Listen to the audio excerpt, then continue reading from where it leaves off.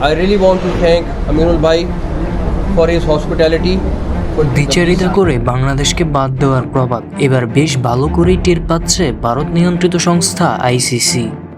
ক্ষমতার রাজনীতি করে অন্যদের বাদ দেওয়ার যে খেলাটা আইসিসি খেলেছিল তার মাসুল এবার খুব ভালোভাবেই দিতে হচ্ছে।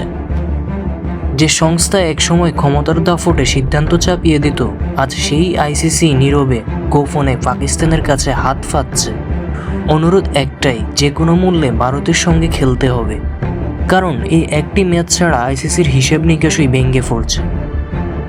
বাংলাদেশকে বাদ দিয়ে যে সিদ্ধান্ত নেওয়া হয়েছিল তখন আইসিসি ভেবেছিল সব কিছু তাদের নিয়ন্ত্রণেই থাকবে, কিন্তু বাস্তবতা এখন উল্টো। পাকিস্তান স্পষ্ট করে দিয়েছে ভারতের বিপক্ষে ম্যাচ বয়কটের সিদ্ধান্ত তারা সহজে বদলাবে না, আর এতেই আতঙ্কে পড়েছে আইসিসি। আজ আইসিসির অস্তিত্ব টিকিয়ে রাখার লড়াই শুরু হয়ে গেছে। কোটি কোটি ডলারের সম্প্রচার চুক্তি, স্পন্সরদের চাপ, বিশ্বকাপের ব্যবসায়িক কাঠামো সবকিছুই নির্ভর করছে একটি মাত্র ম্যাচের উপর। ভারত পাকিস্তান ম্যাচ না হলে ভেঙে পড়বে পুরো আর্থিক সমীকরণ। এই কারণেই আইসিসি শুধু অনুরোধে থেমে নেই, নিজেদের উদ্যোগ নিয়ে পাকিস্তান ক্রিকেট বোর্ডের সঙ্গে আলোচনা শুরু করেছে। দায়িত্ব দেওয়া হয়েছে ডেপুটি চেয়ারম্যান ইমরান খাজাকে। তার কাজ একটাই, যেভাবেই হোক পাকিস্তানকে রাজি করানো। কিন্তু সমস্যা হলো পাকিস্তান এবার আর আগের মতো নরম নয়। পাকিস্তান জানে এই মুহূর্তে আইসিসির প্রয়োজন তাদের বেশি, তাই আইসিসির চাপ, অনুরোধ কিংবা কূটনৈতিক তৎপরতাকে তারা পাত্তাই দিচ্ছে না।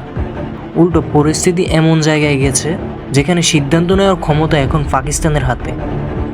সব মিলিয়ে আজ আইসিসি এক ভয়ঙ্কর সংকটে। একদিকে চুক্তিভঙ্গের ঝুঁকি, অন্যদিকে বিশ্বকাপের সবচেয়ে বড় ম্যাচ বাতিল হওয়ার আশঙ্কা।